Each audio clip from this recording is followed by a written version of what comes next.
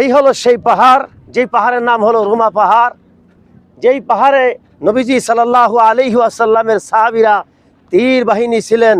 এই পাহাড় এবং ওই পাহাড়, এই দুই পাহাড়ের মাঝখান থেকে কোনো কাফের যদি আসতে চাইতো তাদেরকে জাহান্নামে পৌঁছে দিত। প্রাথমিক পর্যায়ে মুসলমানদের জয় ছিল। মুসলমান প্রাথমিক পর্যায়ে আলহামদুলিল্লাহ বিজয় হয়েছিলেন, কিন্তু সাহাবা আজমাইন দেখলেন মুসলমান গনিমতের মাল টোকাচ্ছে। তখন এই সাহাবা আজমাইন চিন্তা, আমরা গরিব মানুষ, যে আমরা কিছু মাল টোকাই। কিন্তু সাহাবিদের মাঝে যখন দুইটা ভাগ হয়ে গেছে, একদম বলে না নবীজি তখন পর্যন্ত আমাদেরকে না ডাকবেন আমরা নিচে নামবো না। কিছু সাহাবি যখন দুই পাহাড় থেকে নিচে নেমে গেছে, সেই সময় খালিদ বিন ওয়ালিদ রাদিয়াল্লাহু তাআলা তখনও মুসলমান হন নাই।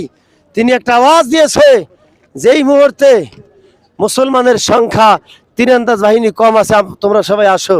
অতর্কিতভাবে যখন হামলা করে বসে, ওই সময় নবীর চাচা আমির হামজা রাদিয়াল্লাহু তাআলা শহীদ হন, হানজালা রাদিয়াল্লাহু তাআলা আনহু শহীদ হন। এই গোটা এই উহুদের ভিতরে 70 জন সাহাবী ওই সময় শহীদ হন। ওই সাহাবা আজমাইনদের কবর দেখা যাচ্ছে, সোহাদায়ে উহুদ কবর। ওখানে আমির হামজা রাদিয়াল্লাহু তাআলা সহকারে 70 জন সাহাবী ওখানে ঘুমিয়ে আছেন। নবীর প্রাণপ্রিয় সাহাবী হানজালা রাদিয়াল্লাহু তাআলা আনহু ওখানে ঘুমিয়ে আছেন। ভাই দোস্ত বুজুর্গ, এ দ্বারা বুঝলাম মুসলমান ঐক্যের সময় এসেছে।